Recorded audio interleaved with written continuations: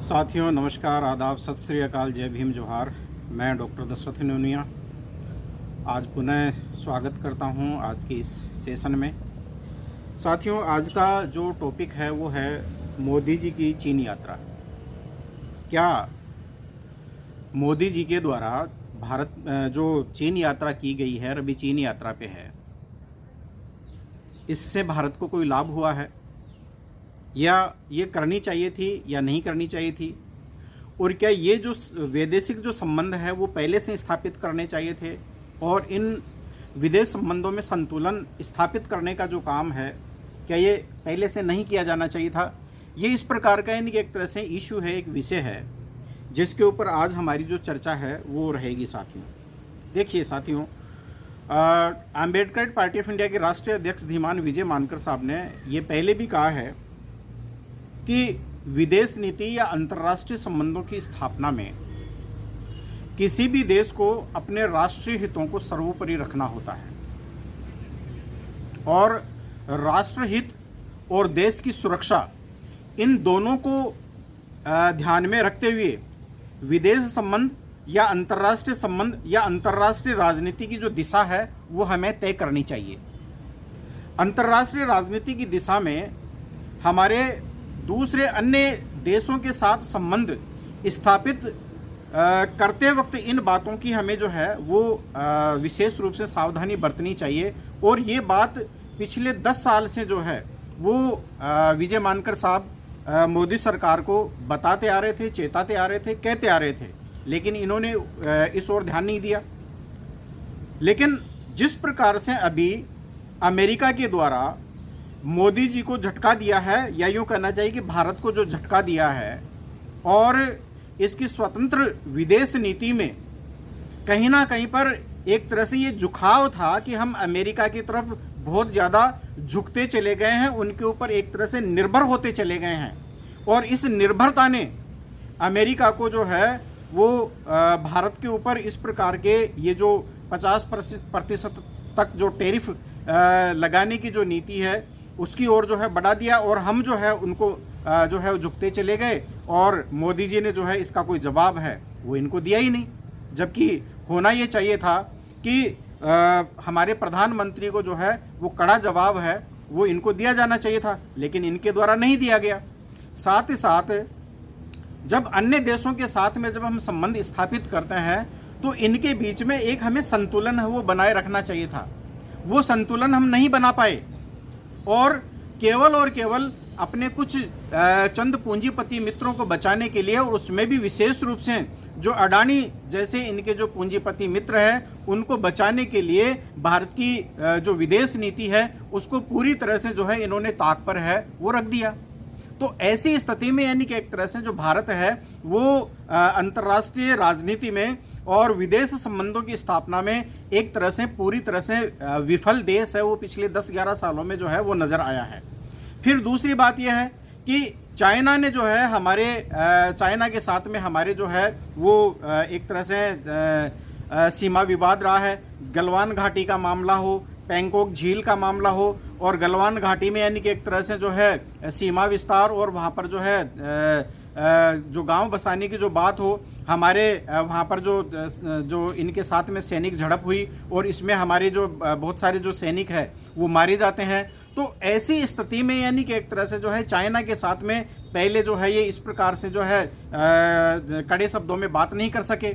और जब इस ओर ध्यान भी दिलाया गया या इस ओर यानी कि जब चर्चाएं हैं वो जब चली, जनता में इस बात को लेकर आक्रोश फैला, तो मोदी जी ये कहते हैं कि चाइना जो है भारत की सीमा में ना, तो मतलब चाइना का नाम लिए बगैर कि भारत की सीमा में ना कोई घुसा है ना कोई घुसा हुआ है, इस प्रकार की बात कहकर यानी कि एक तरह से इन बातों के ऊपर विराम लगा दिया गया।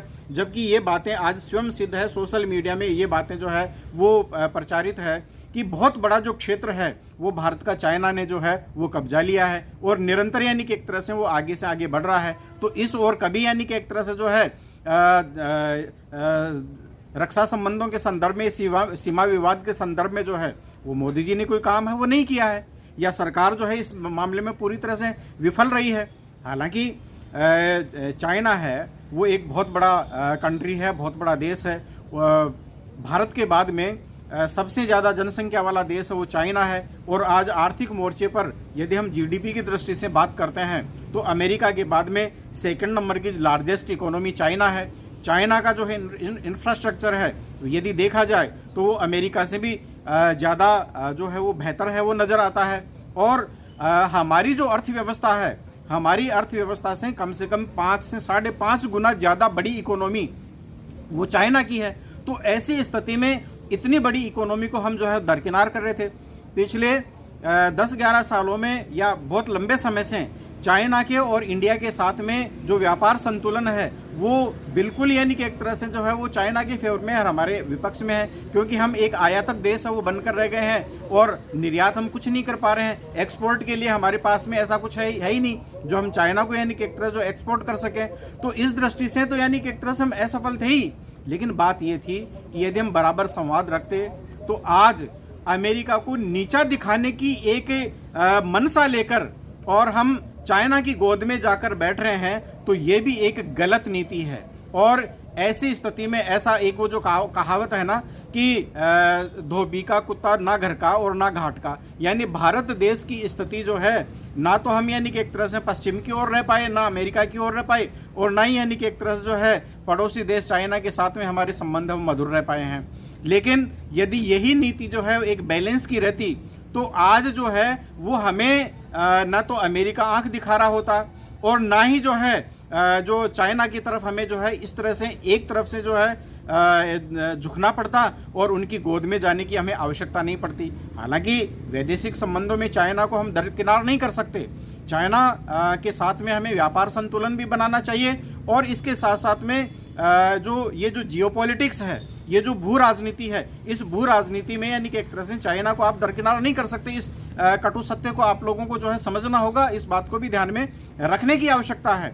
लेकिन बात यह है कि आप अपने जो परंपरागत जो मित्र है उनको भी आप नहीं जो है अपना बनाकर रख सके हैं। ऑपरेशन सिंदूर के दौरान जिस प्रकार से आपने जो है पाकिस्तान के जो आतंकवादी ठिकानों के ऊपर आपने आक्रमण किया, ऑपरेशन सिंदूर में किसी भी देश ने भारत का साथ नहीं दिया। कोई भी ऐसा देश नहीं था जो भारत के साथ में खड़ा हो। तो इतने साल तक कि अलग अलग देशों का जो है दौरा है वो मोदी जी कर रहे थे और ये कहते थे कि भारत का और मोदी जी का जो डंका है वो विदेशों में बजता है। तो ये इस डंके की जो पोल है वो पूरी तरह से खुल गई और इनका ढोल है वो पूरी तरह से फट गया। और ये जो है न केवल विदेश नीति के और अंतर्राष्ट्रीय संबंधों के मोर्चे के ऊपर इनकी अंतर्राष्ट्रीय राजनीति पूरी तरह से फेल होती हुई नजर आई, बल्कि इसके साथ साथ मैं ये भी कहूँगा कि आंतरिक मोर्चे के ऊपर भी हम पूरी तरह से है वो फेल हो गए हैं। आज स्थिति हमारी ये है कि बेरोजगारी जो है वो पिछले 45 सालों में सबसे उच्चतम स्तर पर है। यहाँ की जो जीडीपी है वो पहले की अपेक्षा इसकी जो ग्रोथ रेट है वो कम है। बेरोजगारी है वो बढ़ती जा रही है। हमारे उद्योग धंधे हैं वो जो है वो सिमटते जा रहे हैं, कम होते जा रहे हैं। आर्थिक असंतुलन है वो बढ़ता जा रहा है। यानी जितनी आर्थिक विषमता अभी वर्तमान में जो है वो हुई है, पिछले 10-11 साल में हुई है, इतनी आर्थिक विषमता जो है वो अंग्रेजों के शासनकाल में भी नहीं थी।